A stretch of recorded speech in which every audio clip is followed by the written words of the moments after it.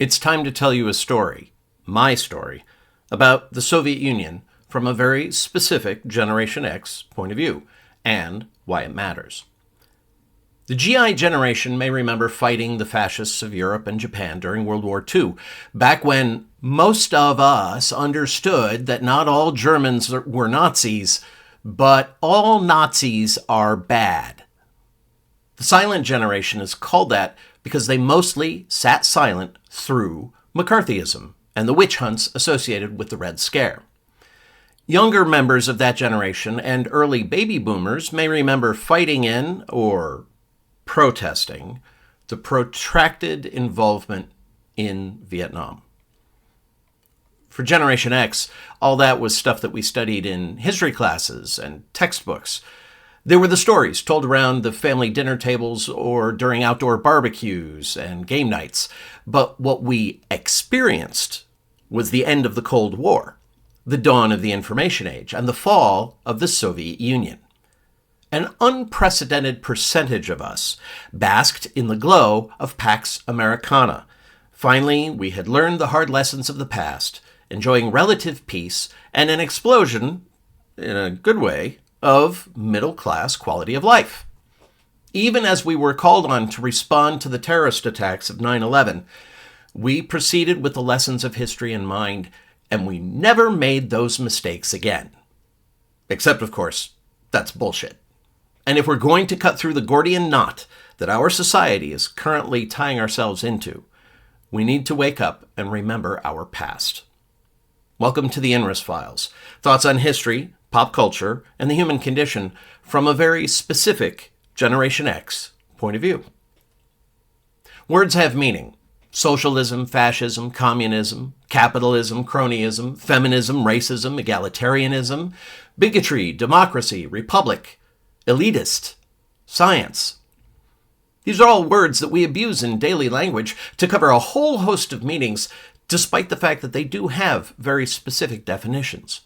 Those definitions matter, and sometimes we pretend that the academic definition is the same as in common usage and vice versa, and that gets us into trouble. Sometimes if people who want to cast the idea of the theory of evolution into some doubt will say, well, that's only a theory. But the scientific definition of theory and the common use definition of theory are very different. In science, theory is another way of saying facts that we provisionally accept as true. But in common everyday parlance, theory essentially means, maybe. It's a working hypothesis. But the theory of evolution, when it comes to science, is the same as the theory of gravity. Both are accepted as true facts until further evidence demonstrates otherwise. You would never confuse the theory of gravity with something that we're not really sure about, would you? One of the words that we sometimes abuse is the term evil. As a member of Generation X, I grew up during the early administration of Ronald Reagan. And Ronald Reagan was quite the orator, and when he referred to the Soviet Union, he referred to them as the evil empire. Now, he was pulling that term from the common usage of it to describe the empire as an organization in Star Wars. They were generally regarded as evil, and so equating the Soviet Union with the evil empire from Star Wars was very evocative. And I, precocious young Generation Xer that I was, said, no, it's not evil. It's just a different form of government. Democracy and communism are just two different ways of organizing society. And that was a very naive point of view, but it was the point of view that I held at the time. And so it became relevant a little bit later on. When I was in 8th grade, they tried an experiment with us where they had us studying both Spanish and French as foreign languages at the same time. I ended up getting the two hopelessly confused with each other. I'd start telling time using French construction and Spanish numbers. It was absolutely ridiculous. Where I grew up, we were on the border with Canada, and so we had many, many French-speaking people. I mean, I have many French-speaking forebears in my family. And, of course, Spanish is also a very common second language in the United States. And so it was an interesting experiment, didn't work well on me. I went into high school with those two languages hopelessly confused with each other, and rather than studying either as my main foreign language in high school, and by the way, this is in the public high school. In those days, at least in the Buffalo public school system, you were expected to take a foreign language. And I decided I was going to take a foreign language that was as different as possible from French and Spanish. So no Italian. Latin was offered. No point in taking Latin, the root of all Romance languages. But German was offered, and so was Polish. Buffalo had a very strong Polish community. And anybody who was qualified to teach Polish was also qualified to teach Russian as a general rule, because most people who grew up in Poland also ended up learning how to speak Russian. Such was true at my school. They offered Polish, they offered Russian, and I decided to take Russian because, well, why not? Maybe I'll learn a little something about the world while we're doing it. And so it was that I ended up studying Russian for all 4 years in high school. And then when I went to college, I decided to make that my foreign language to fill my foreign language requirement as well. And I took Russian. Now, as it so happens, I didn't realize when you go to college, you actually have to declare a major. It's not something that you can just sort of take some classes in and sort of gravitate toward a thing. You actually have to declare a major, at least you did at the university I went to. And I remember being confronted by somebody saying, so what are you going to declare as your major? And I looked at the classes I had been taking, and they were mostly history classes, as well as Russian language and other liberal arts classes. And I decided, okay, I'm going to major in history. And then I discovered, wait a minute, because I'm taking Russian language and I'm already taking Russian history, I can have those classes count for double duty, and I can graduate with a dual degree, one in history and one in Russian and Soviet studies. And so I became a Soviet studies major, and as such, I had some requirements I still had to fulfill before I could graduate. And one of them was you had to take one graduate level course in your major, in your department. And so I took a graduate level course on a period of Russian history known as the Time of Troubles. It was essentially a 30-year civil war in which there was a fight for succession. Who was going to succeed as Tsar? And ultimately, Michael Romanov was installed as the Tsar. And the funny thing is about the Time of Troubles is that when all was said and done, with all these different foreign countries trying to influence who was going to be the next Tsar, after 30 years, pretty much nothing had changed. It's rather remarkable how that all worked out. One of the classes, one of the days that I attended while we were waiting for the professor to show up, because it was a graduate level class, I was I was the youngest person in this particular seminar. Everybody else was a grad student, so everybody was at least several years older than I was, and some of them were even more than a handful of years older than I was. And so they were all part of the end of the baby boomer generation. And they remembered Vietnam as a very visceral experience for them. And the subject of Vietnam had come up, and we're all just kind of shooting the breeze, and they were talking about how that sort of thing could never happen again. And I was confused as to why anybody would think that could never happen again. It was just another war. I was pretty much argued out of that position, and I don't mean I was convinced. What I mean was, everybody in the room disagreed with me because because of course Vietnam was different. It fundamentally changed everything, and the United States was never going to get involved in another forever war. It was just not going to happen.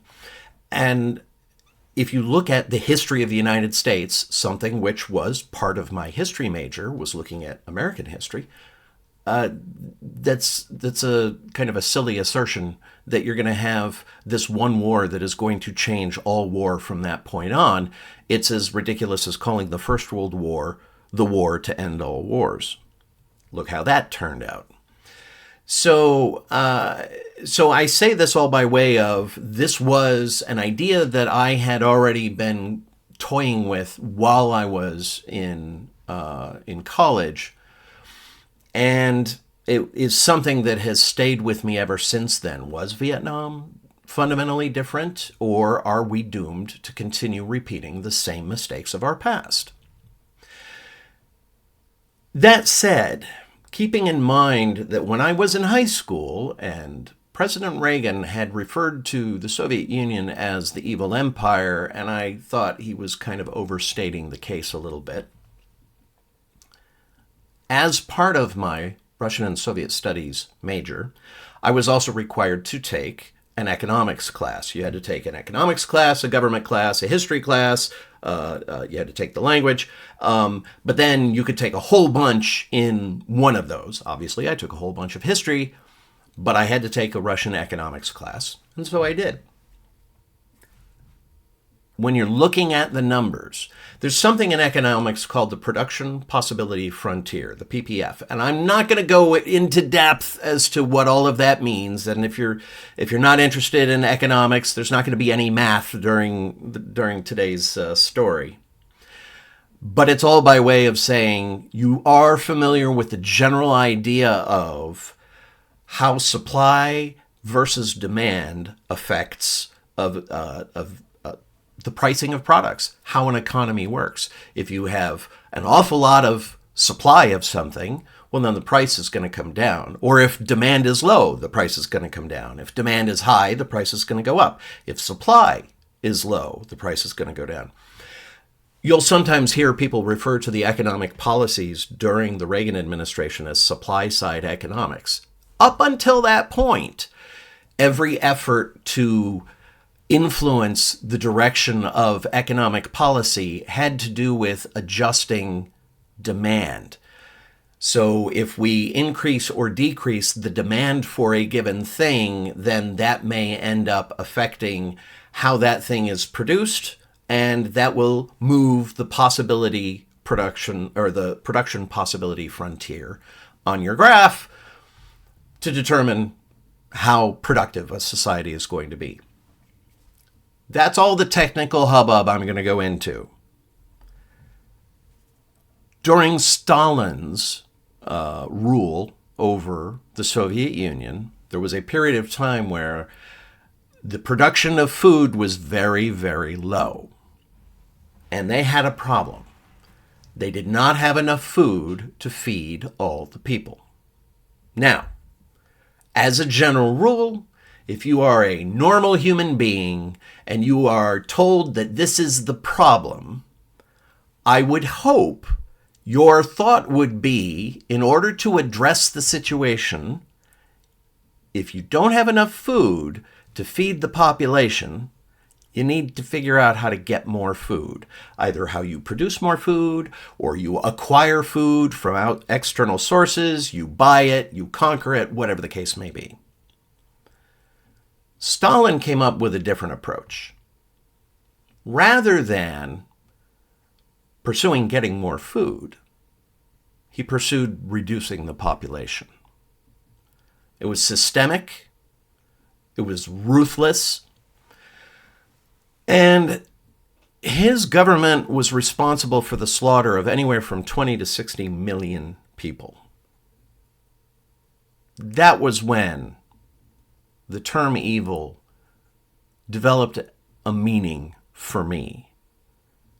Recognizing that you could look at the numbers and you could say, we can bring these numbers into balance by killing tens of millions of people.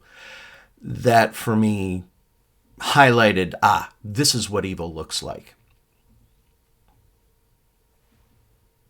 And from that point on, that was something that I carried with me. Not so much the Soviet Union is an example of an evil empire, but absolutely that Stalin was an example of a very evil ruler. So, now I have a definition of that particular word. As it came to pass, I had discovered that there was an opportunity for me to study Russian language in the Soviet Union. This was Russia had a new leader, Mikhail Gorbachev, and he was experimenting with new policies to try to improve the economy and the standard of living within the Soviet Union. And these policies were glasnost and perestroika, which essentially referred to the transformation of the economy and the loosening up of the ability to criticize the government, to be able to highlight, to discuss problems, because if you could discuss problems honestly, maybe you could come up with solutions.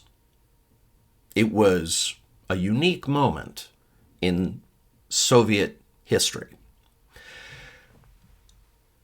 And so as a result, it also became easier for students in foreign countries to study Russian language in Moscow.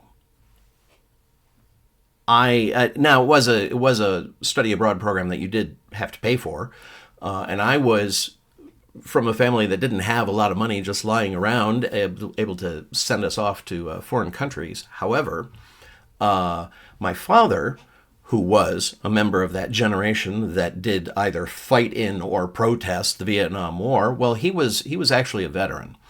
And so he, through the VFW, the Veterans of Foreign Wars, I was able to write an essay to apply for a scholarship that paid for my flight to and my participation in this study abroad program. And so it was, I studied Russian language in the Soviet Union while Gorbachev was the general secretary.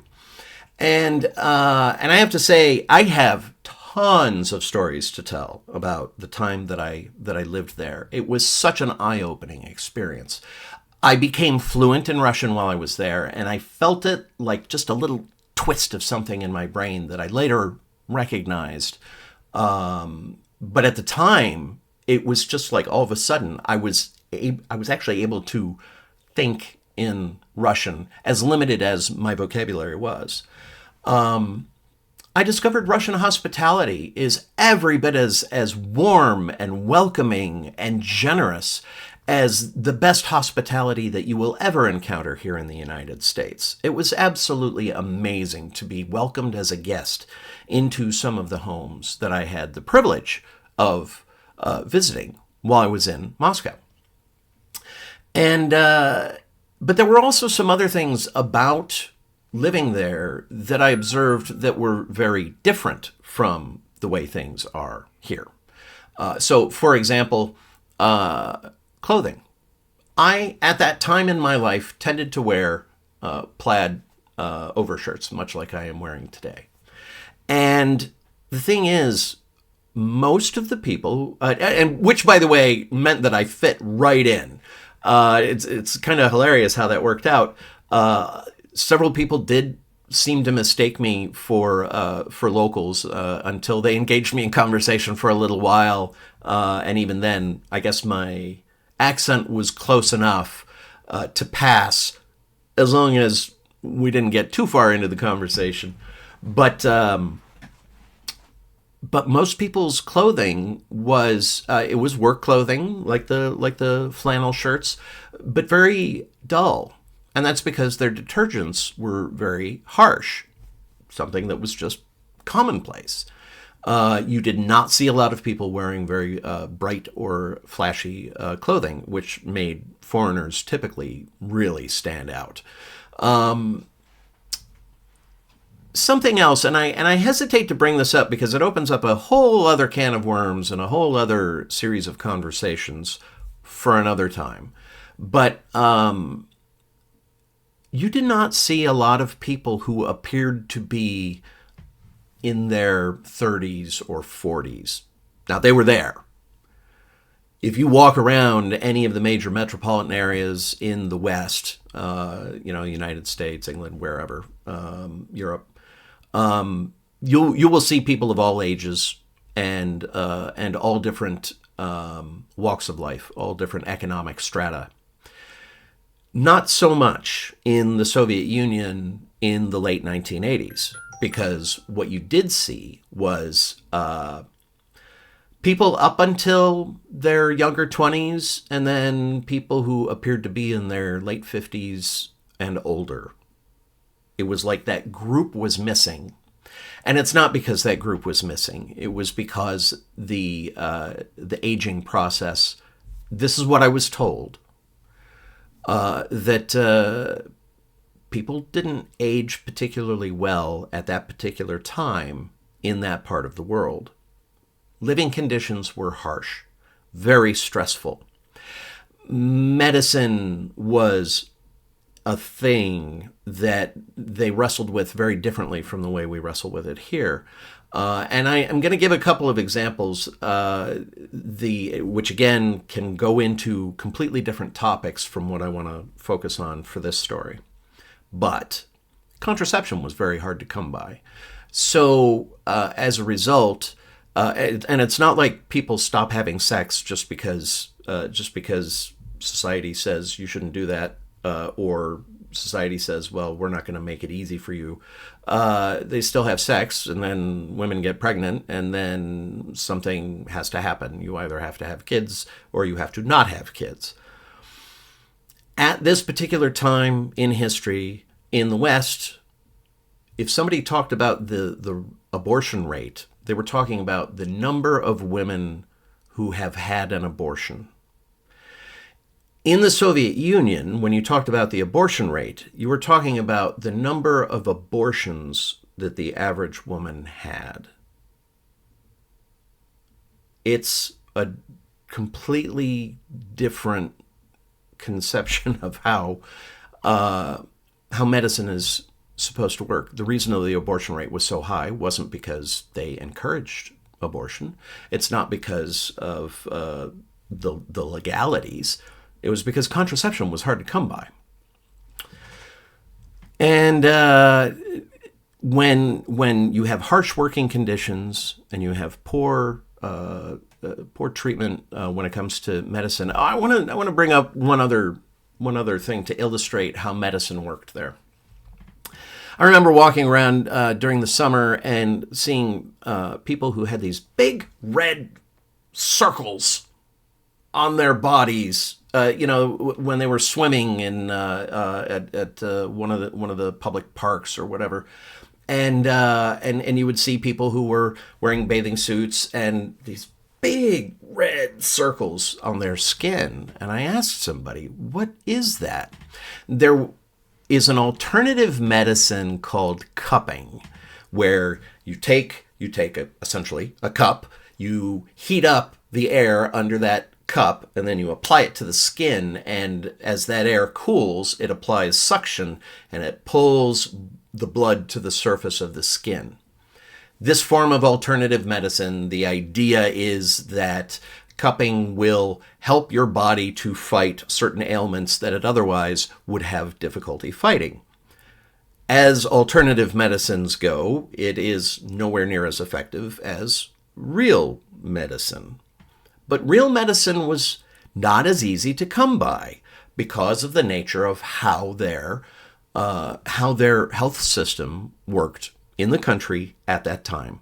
I have no idea how things are today in that part of the world, but at that particular time, since the healthcare system could not provide enough real medicine, the public was fed alternative medicine. And this was something that really struck me as being so profoundly different from what I was used to growing up.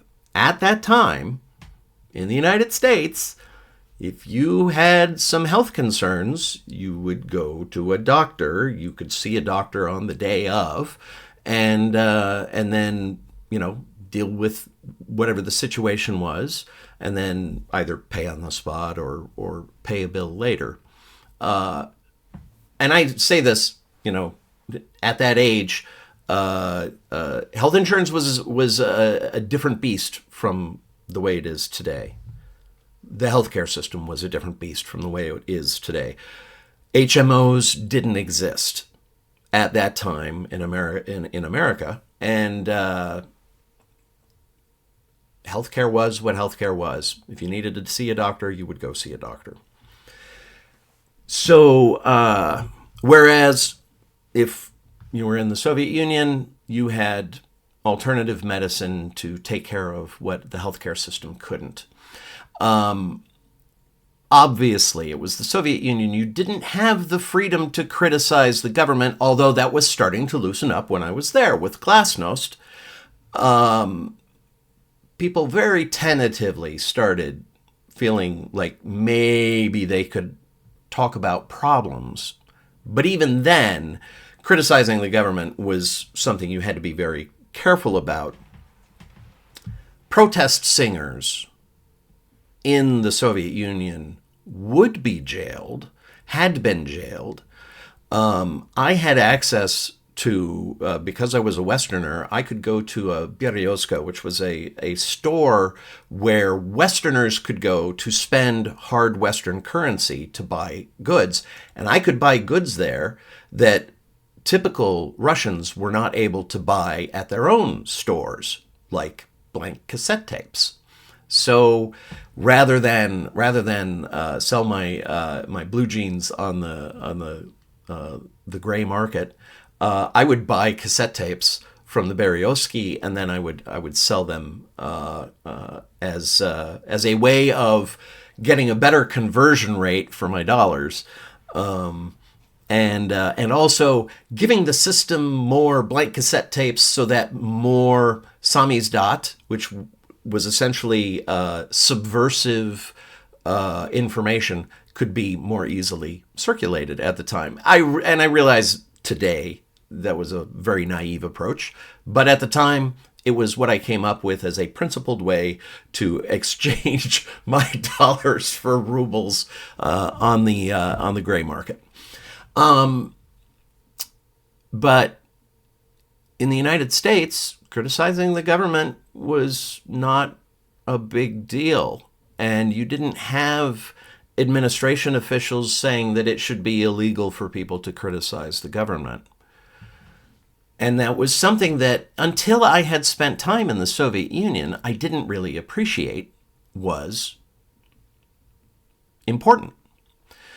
One of the other things that I will say about spending time in the Soviet Union that was different in a better way was conversation. Because I was studying Russian language at the Institute Stali Splava, which was the Russian or the Moscow equivalent of MIT. It was an engineering school, but they had an excellent Russian as a foreign language or as a second language program, just like MIT has an amazing English as a second language program. Most of the people I spent a lot of time with were students. And when you would go to student events, here in the United States, I was used to, so what's your major? What are you studying? What are you doing? What's your job? Whatever, things along those lines.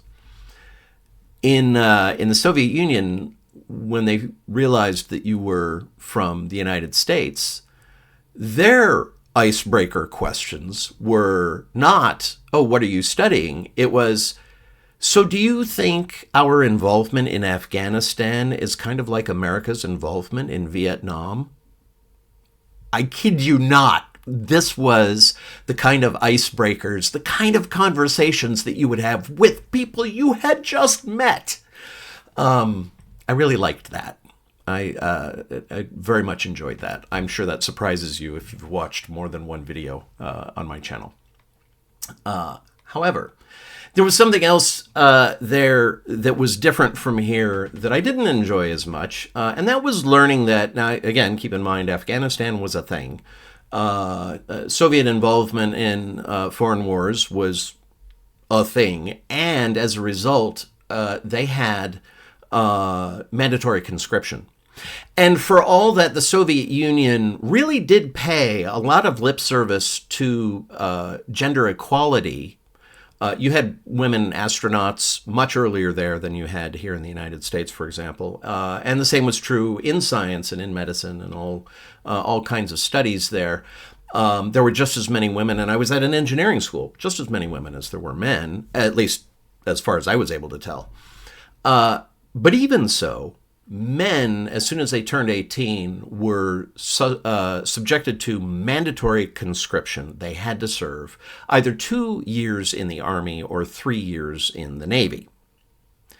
So it came to pass that when I was hanging out with a bunch of students who lived on the floor above mine in the dormitories, so the floor that I lived on was all American students, but I realized that the only way I was going to learn Russian was if I spent time hanging out with people who were speaking Russian. So I would, as much as reasonably possible, I would spend my time with the Russian students who I could. And I found just a fantastic group of kids. I mean, we were all kids, right? I found a fantastic group on the floor above me. And everybody, there was a party essentially happening in one of the rooms, and it was one of the rooms of they had a suite system there where every suite had 2 doubles, so you had 4 people to a suite, and then each suite had 1 bathroom, 1 shower, that kind of thing. And so these suites were called blocks. And so I was in visiting one of the blocks, and people were coming in, and at some point we had like 12 people in the room, and this was one of the rooms that was shared by a couple of the women students, and the women were starting to pour little things of vodka, little clear glasses. They were like miniature steins. And they were pouring vodka for everybody. Now, keep in mind, I mean, in the United States, the drinking age was 21. I think in the Soviet Union at the time, the drinking age was probably about 7. But nonetheless, I didn't drink. I was unusual, even in the U.S. at that time. It was unusual for a college-age kid, even though you weren't supposedly supposed to be drinking until 21. I just didn't drink. And I couldn't even say why in English, and yet here I was in a situation where very few people in the room knew any English at all, and they're pouring the steins of vodka, and I count the number of steins, and then I count the number of us, and I realize, oh, wait a minute, there's 12 of us, and there's 12. Oh, they're pouring some for me as well. I should tell them. How do I respectfully tell them that I'm not gonna drink? That was a conundrum. So I said, I mean, I'm searching my Russian vocabulary, but I can't even describe in English why I don't drink. And how do you say, I don't drink alcohol? And now, as it so happens, the Russian word for alcohol is algogol. So that's easy enough. But in the end, I just said, "Я не пью." I don't drink. And they knew exactly what I meant when I said it. And one of them, of course, asked me, but Inris, why not? And I came up with the best I could do with my vocabulary at the time. And I said in Russian, I don't drink because I am afraid that if I drink, I will understand you even less. And I'm sure you can guess what the response was. But Inris, if you drink, you will understand us even more. It was a great line. It was very funny, and we all had a laugh about it. But they understood, and they didn't force it on me the way you might expect from some of the movies where no, you have to drink. But it was it was wild to be there and to share this camaraderie. Why are we all drinking here?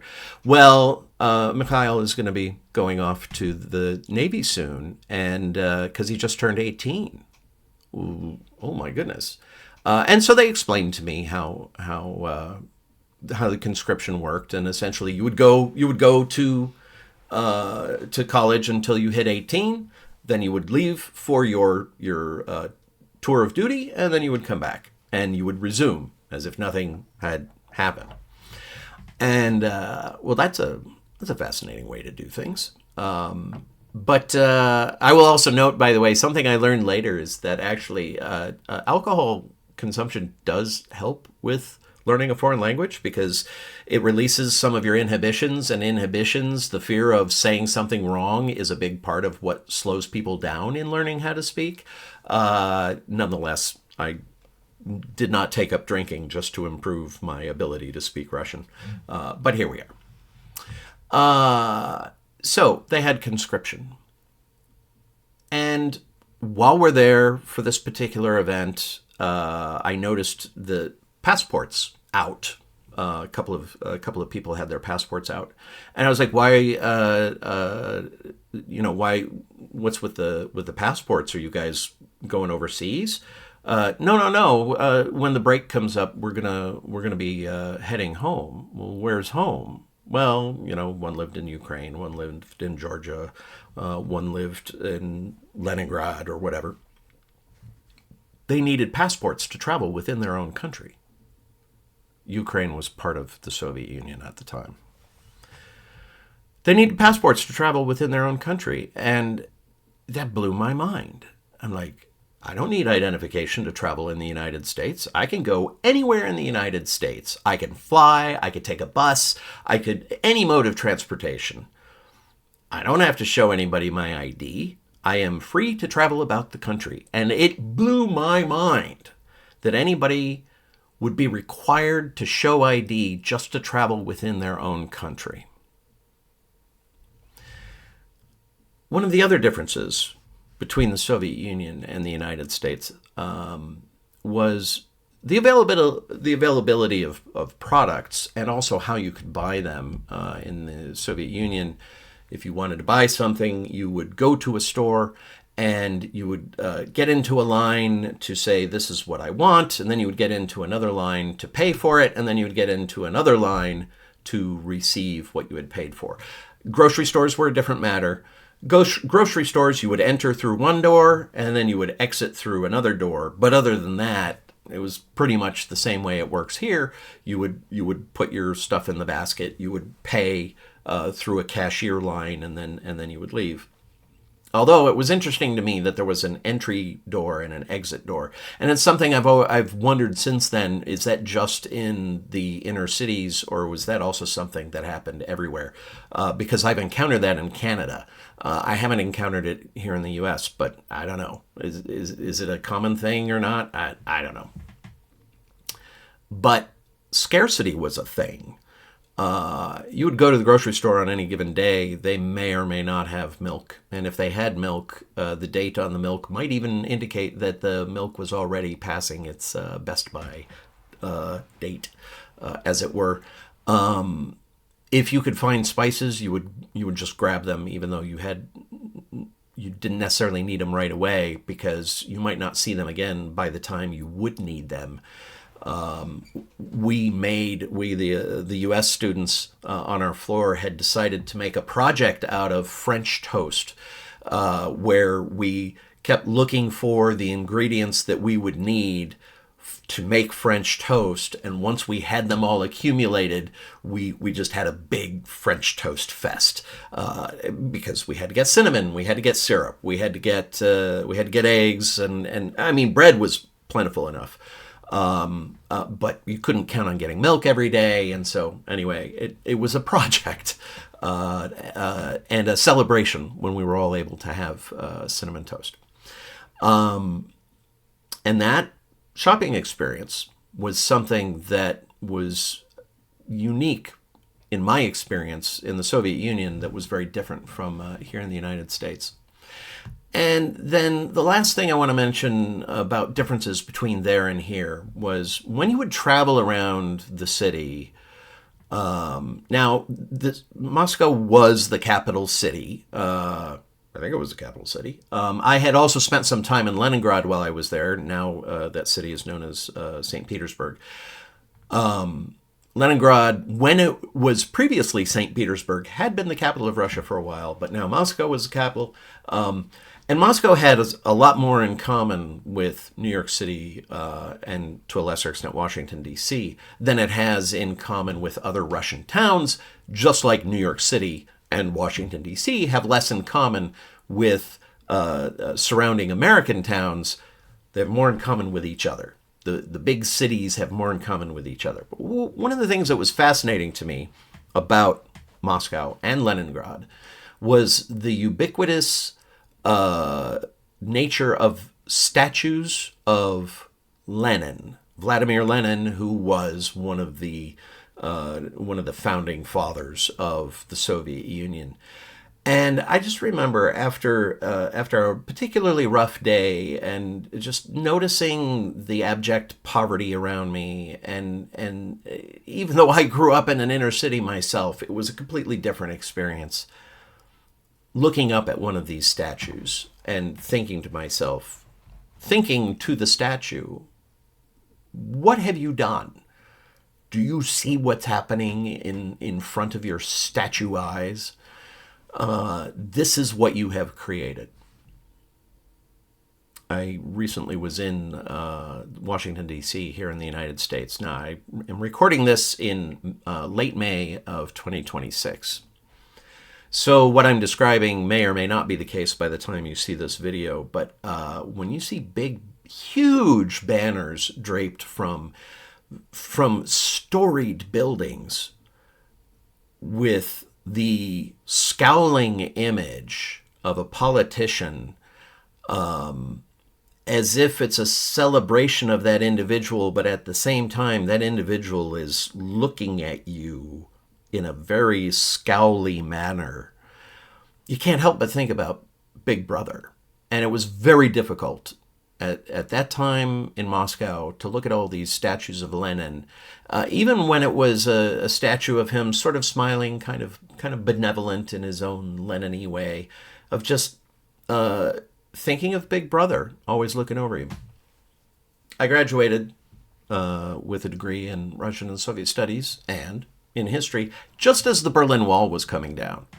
Which is funny because the Berlin Wall became part of history just as I was graduating with that degree. But what that also meant was that now my employment prospects, if we were to treat my degree as a tool for getting employment, a lot of my employment prospects would involve working for either the government or for companies that wanted to do business in the soon-to-be former Soviet Union. And I had decided I did not want to take any sort of role in any job that would require me to spend a lot of time in Moscow or Leningrad. I loved all of the people that I met there, and I very much appreciated my time there. But I also appreciated the fact that I live in a country where I can travel without needing to show identification. I live in a country where I don't have the visage of Big Brother hanging over me all the time. I live in a country where scarcity is not something you really have to contend with at the supermarkets, and the food is affordable and plentiful. And I live in a country where healthcare is affordable, easy to get, and consists of medicine, as opposed to the government saying, here's some alternative medicine. Why don't you deal with that for a little while? You don't need to worry your pretty little head so much about actual medicine. I am not recording this particular story to speak to specific policies, politicians, parties, anything along those lines. I am telling a story about something I experienced when I was in my younger 20s. As a Generation Xer, the Soviet Union, just before the Soviet Union dissolved, and how much I appreciated the difference between the Soviet Union at that time and the United States at that time. I think it is important to remember history not just as a series of facts and figures and as a series of production possibility frontiers and supply side versus demand side economics, Keynesian economics. It's a story of just really experiencing the real world differently depending upon where you were located, and having the freedom to choose which sort of setting I would prefer to live in. And it's the sort of thing that influences my thinking to this day, not just about remembering the past, but thinking about the present and also the future. And so this is why I present this particular file folder from the INRIS files. I look forward to talking to you again soon.